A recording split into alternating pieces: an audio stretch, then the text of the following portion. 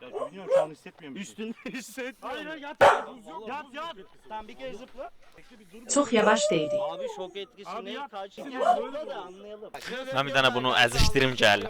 Ha bu buydu. Hətta siz də görün. Yedin de götür. Bura gəl. Bura gəl ha.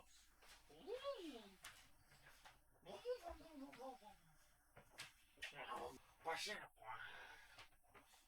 Təcrübəm bura.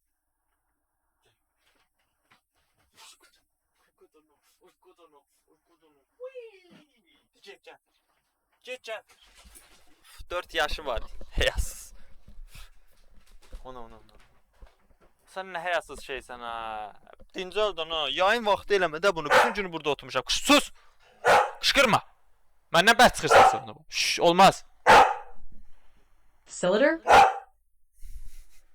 Təhsillidir. Həqiqətən universitet qutarıb magistratura hazırlaşır.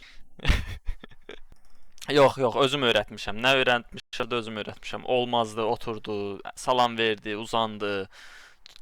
Get, gəl, nə bilim, gedək ya da gözlə, belə şeyləri özüm öyrətmişəm. Niye? Aynen öyle. Niye biz Öyrətmişəm bu.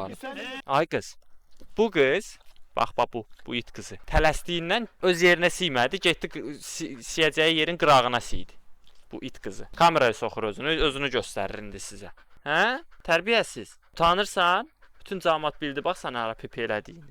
Hara gedirsən? Hara gedirsən? Hə? Kamerada burnu çok yeke görsənir. Görsün quzum, görsün. Burnumuz da yekətdə.